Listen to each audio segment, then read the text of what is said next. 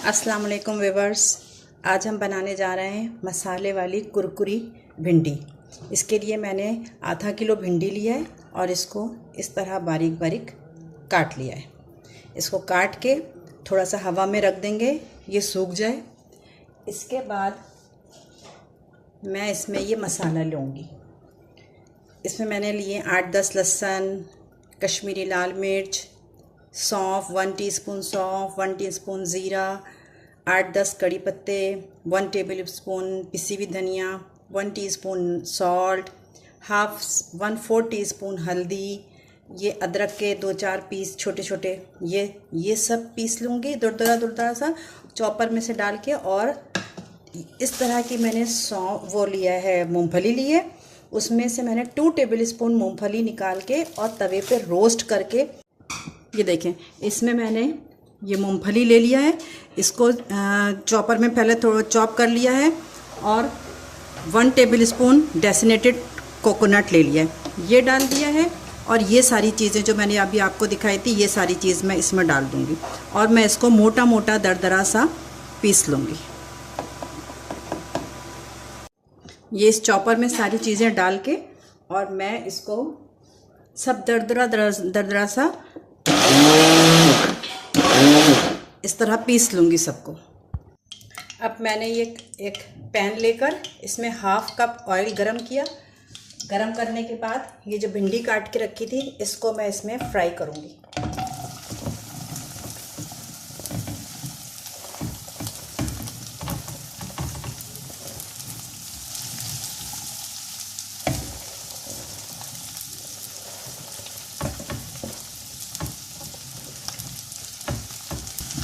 अब मैं इसको फ्राई करके और इसको निकाल लूँगी। फ्राई करके भिंडी निकाल ली। उसमें 3 टेबल स्पून ऑयल जितना बचा है, थोड़ा सा जितना ऑयल बचा है, इसी में ही मैं थोड़ा सा ज़ीरा कड़कड़ाएंगे।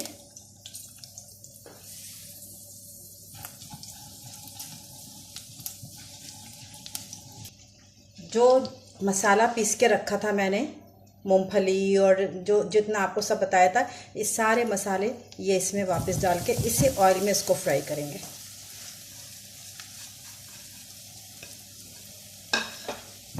और इसको इतनी देर फ्राई करना है कि ये मसाला, इसमें तेल नहीं रहे। अब ये तेल जो है, ऑयल जो मैंने इसमें डाला था, वो सारा मसाले में जज्ब हो जाए, कहीं ऑयल पैन में रहे ना।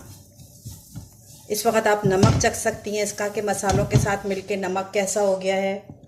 नमक सही देख लीजिएगा। मिर्चें कम लग रही हैं, अपने हिसाब से मिर्चें तेज़ कर लीजिएगा। ये सब करके इसको भूनते हैं। ये देखें व्यूअर्स, ये मैंने मसाला भूना है। मसालों को इतनी देर तक भूनना है कि इसका जो नमी है, इसके अंदर मॉइस्चराइज़र है, वो सारा जो है वो बिल्कुल ख़त्म हो जाए। इसका ये बिल्कुल ड्राई सा मसाला बन जाए, ये बिल्कुल ड्राई सा मसाला बन जाए। और इसमें थोड़े से, इस वक्त थोड़े से हरी धनिया के पत्ते डाल देंगे काट के। हरी धनिया के पत्ते भी इसी के अंदर मिक्स कर देंगे।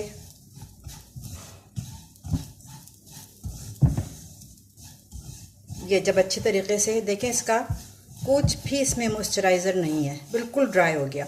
जब इस तरह का हो जाए मॉइस्चराइज़र बिल्कुल ड्राई, तो हम वापस इसमें वो फ्राई की हुई भिंडी डाल देंगे।